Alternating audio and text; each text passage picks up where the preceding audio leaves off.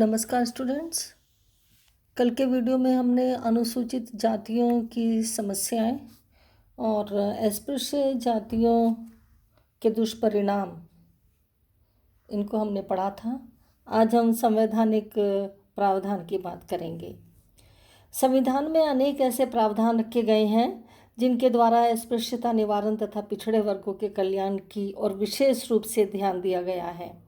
संविधान के अनुच्छेद 15(1) में कहा गया है कि राज्य किसी नागरिक के विरुद्ध केवल धर्म, मूल वंश, जाति, लिंग, जन्म स्थान अथवा इनमें से किसी एक के आधार पर कोई विभेद नहीं करेगा। दुकानों, सार्वजनिक मनोरंजन के स्थानों में प्रवेश करने और साधारण जनता के उपयोग के लिए बने कुओं, तालाबों, स्नान घाटों, सड़कों आदि के प्रयोग से कोई किसी को नहीं रोकेगा। अनुच्छेद 17 के अनुसार अस्पृश्यता का अंत कर उसका किसी भी रूप में प्रचलन निषिद्ध कर दिया गया है। अनुच्छेद 19 के आधार पर अस्पृश्यों की व्यावसायिक निर्योग्यताओं को समाप्त किया जा चुका है और उन्हें किसी भी व्यवसाय को अपनाने की आज्ञा प्रदान की गई है। अनुच्छेद 25 में हिंदुओं के सार्वजनिक धार्मिक स्थानों के द्वारा सभी जातियों के लिए खोल देने की व्यवस्था की गई है। अनुच्छेद 29 के अनुसार राज्य द्वारा पूर्ण अथवा आंशिक सहायता प्राप्त किसी भी शिक्षण संस्था में किसी नागरिक को धर्म, जाति, वंश अथवा भाषा के आधार पर प्रवेश से नहीं रोका जा सकता। अनुच्छेद 46 में कहा गया है कि राज्य दुर्बलतर लोगों और जिनमें अनुसूचित जातियां और आदिम जातियां आती हैं, जो कमजोर वर्ग की हैं, शैक्षणिक तथा आर्थिक हितों की रक्षा करेगा और सभी प्रकार के सामाजिक अन्याय एवं शोषण से उनको बचाएगा। अनुच्छेद 335 में कहा गया है कि संघ या राज्यों के कार्यों से संबंधित सेवाओं एवं पदों के लिए नियुक्तियां करने में अनुसूचित जातियों तथा आदिम जातियों के हितों का ध्यान रखा जाएगा। अनुच्छेद 146 एवं 338 के अनुसार अनुसूचित जातियों के कल्याण व हितों की रक्षा के लिए राज्य में सलाहकार परिषदों एवं पृथक पृथक विभागों की स्थापना का प्रावधान किया गया है। साथ ही यह भी बताया गया है कि राष्ट्रपति अनुसूचित जातियों और अनुसूचित आदिम जातियों के लिए एक विशेष पदाधिकारी नियुक्त करेगा। इन संवैधानिक व्यवस्थाओं के द्वारा अस्पृश्यता निवारण एवं अनुसूचित जातियों और पिछड़े वर्गों के उत्थान का सरकार के द्वारा विशेष प्रयत्न किया गया है। शिक्षा से संबंधित सुविधाएं अन्य लोगों के समान स्तर पर लाने और प्रगति के पथ पर आगे बढ़ाने में सहायता करने के उद्देश्य से अनुसूचित जातियों में पिछड़े वर्गों के लोगों के लिए शिक्षा का विशेष प्रबंध किया गया। देश की सभी सरकारी शिक्षण संस्थाओं में अनुसूचित जातियों एवं आदिम जातियों के विद्यार्थियों के लिए निःशुल्क शिक्षा की व्यवस्था की गई। इन जातियों के विद्यार्थियों में शिक्षा का अधिक से अधिक प्रसार करने हेतु न केवल उन्हें निःशुल्क शिक्षा की सुविधाएं और छात्रवृत्तियां ही दी गई, बल्कि उनके लिए मुफ्त पुस्तकों एवं आवश्यक वस्तुओं का भी प्रबंध किया गया।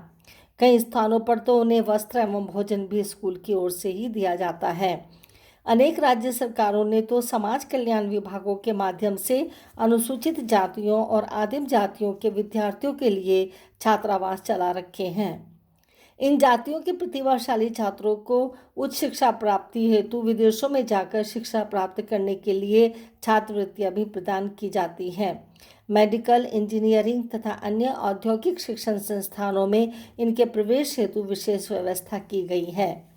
संघीय लोक सेवा आयोग द्वारा आयोजित अखिल भारतीय एवं अन्य केंद्रीय सेवाओं की परीक्षा के लिए की तैयारी कराने के उद्देश्य से अनुसूचित जातियों, अस्पृश्यों एवं आदिम जातियों के विद्यार्थियों के लिए देश के विभिन्न भागों में 132 केंद्र स्थापित किए गए हैं। इन जातियों के छात्रों की शिक्षा पर सरकार शुरू से काफ़ी धन राशि खर्च कर रही है और इन सब सुविधाओं के उपलब्ध होने से अनुसूचित जातियों एवं अन्य पिछड़े वर्गों में शिक्षा का काफ़ी प्रसार हुआ है और इसकी और अधिक संभावना है।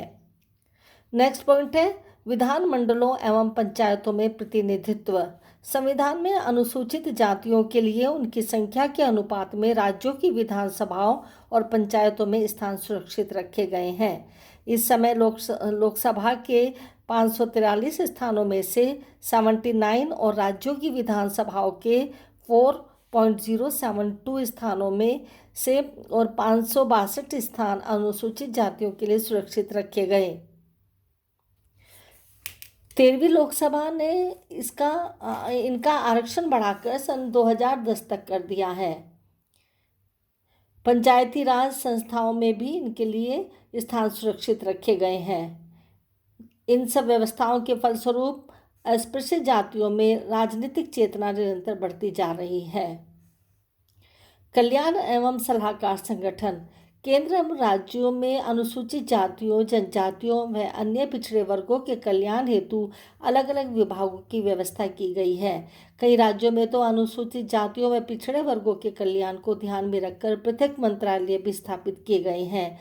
केंद्र स्तर पर विभिन्न कल्याण कार्यक्रमों का दायित्व गृह मंत्रालय का है। अनुसूचित जातियों के कल्याण हेतु विभिन्न राज्यों में अनुसूचित जाति विकास निगम स्थापित किए गए हैं, जो अनुसूचित जातियों के परिवारों को उनके आर्थिक उत्थान हेतु आर्थिक संस्थाओं एवं बैंकों से पैसा, ऋण, अंशदान आदि के रूप में आर्थिक सहायता उपलब्ध कराने में मदद करते हैं।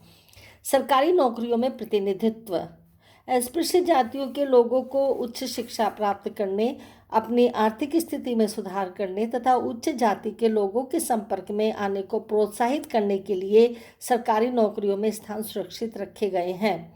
खुली प्रतियोगिता द्वारा अखिल भारतीय आधार पर की जाने वाली नियुक्तियों में 15% तथा अन्य प्रकार से की जाने वाली नियुक्तियों में 16.66% स्थान अनुसूचित जातियों के लिए सुरक्षित हैं। तीसरी और चौथी श्रेणियों में सीधी नियुक्ति के लिए सामान्य रूप से स्थानीय तथा क्षेत्रीय उम्मीदवार आते हैं। राज्यों तथा केंद्र शासित क्षेत्रों की अनुसूचित तथा आदिम जातियों की जनसंख्या के अनुपात में स्थान सुरक्षित किए गए हैं। दूसरी और तीसरी और चौथी श्रेणियों में विभागीय परीक्षाओं के आधार पर तथा तीसरी एवं चौथी श्रेणी में चयन के आधार पर होने वाली पदोन्नति के संबंध में भी अनुसूचित जातियों और आदिम जातियों के लोगों के लिए 15 तथा % स्थान सुरक्षित रखे गए हैं, बशर्ते है कि इन श्रेणियों में सीधी भर्ती 50% से अधिक न होती हो। सरकारी नौकरी प्राप्त करने की सुविधा प्रदान करने की दृष्टि से अनुसूचित जातियों के सदस्यों की आयु सीमा और योग्यता मानदंड में भी विशेष छूट की व्यवस्था की गई है। राज्य सरकारों के द्वारा भी इन लोगों के लिए नौकरियों में स्थान सुरक्षित रखने के लिए समय समय पर अनेक नियम बनाए गए हैं। सरकारी नौकरियों में अनुसूचित जातियों के प्रतिनिधित्व संबंधी जांच करने हेतु सरकार द्वारा समय समय पर अध्ययन दलों की भी नियुक्ति की जाती है, ताकि यह पता लगाया जा सके कि अनुसूचित जातियों की कितनी प्रगति हुई है तथा उन्हें प्रदान किए गए अधिकारों का कितना उपयोग हुआ है। आर्थिक उन्नति हेतु प्रयास किए गए हैं, जिसमें अनुसूचित जातियों के व्यक्तियों को आर्थिक उन्नति के अवसर प्रदान करने के लिए भारत सरकार ने उन्हें विशेष सुविधा देने का प्रयास किया है। कृषि एवं उद्योगों के क्षेत्र में अस्पृश्यों को आगे बढ़ने का मौका दिया गया। कृषि कार्यों में लगे हुए अनुसूचित जातियों में व्यक्तियों में से भूमिहीन मजदूरों के रूप में कार्य करने वाले अधिकांश लोगों की चौथी पंचवर्षीय योजना के अंत तक भूमि बांटी जा चुकी थी। इन लोगों को शोषण से बचाने के लिए सरकारी समितियों की व्यवस्था भी की गई। इन्हें कुटीर उद्योग धंधों में लगाने के लिए प्रशिक्षण, ऋण, अनुदान का प्रबंधन भी किया गया। प्रधानमंत्री श्रीमती इंदिरा गांधी के 20 सूत्रीय कार्यक्रम के अंतर्गत इन जातियों के ऋणग्रस्त व्यक्तियों को ऋण मुक्त करने, भूमिहीनों में भूमि का वितरण करने तथा बंधक श्रमिक प्रथा को समाप्त करने हेतु प्रयास किए गए। जनवरी 1976 में सरकार द्वारा पारित बंधक श्रमिक उन्मूलन कानून का विशेष लाभ अनुसूचित जातियों के लोगों को मिला। सन 1978 में सरकार के द्वारा इस उद्देश्य से एक उच्चाधिकार समिति का गठन किया गया, ताकि अस्पृश्य जातियों की आर्थिक स्थिति एवं नौकरी संबंधी सुविधाओं के बारे में सही जानकारी मिल सके। राष्ट्रीय अनुसूचित जाति आयोग 65वें संवैधानिक संशोधन अधिनियम 1990 के द्वारा राष्ट्रीय अनुसूचित जाति एवं जनजाति आयोग का प्रावधान अनुच्छेद 338 के अंतर्गत किया गया था। वर्ष 2004 में 89वें संवैधानिक संशोधन 2003 द्वारा अनुच्छेद 338 के प्रावधानों द्वारा राष्ट्रीय अनुसूचित जाति आयोग का गठन कर दिया गया है। अतः अब अनुच्छेद 338 में उल्लिखित राष्ट्रीय अनुसूचित जाति एवं अनुसूचित जनजाति आयोग के स्थान पर राष्ट्रीय अनुसूचित जाति आयोग माना जाए।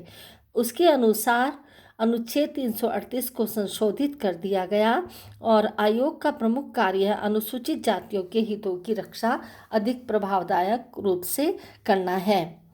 और भी अन्य बहुत अधिक कल्याणकारी योजनाएं हैं जो भारतीय सरकार ने चलाई हैं। अनुसूचित जातियों के लोगों के स्वास्थ्य के सुधार के लिए आवास भी सरकार के द्वारा दिए गए, जिस पर उन्होंने काफ़ी धनराशि खर्च की।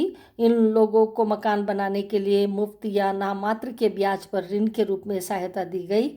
इन लोगों को चिकित्सा संबंधी सुविधाएं प्रदान करने और स्वास्थ्य सुधार हेतु अस्पतालों, पीने के स्वच्छ पानी, बच्चों और प्रसूताओं के लिए कल्याणकारी योजनाएं चलाई गई। अस्पतालों और मोटर गाड़ियों की भी व्यवस्था की गई।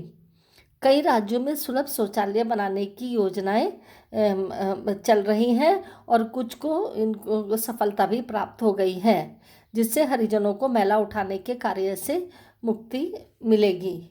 उन्हें अन्य कार्यों में भी लगाया जाएगा।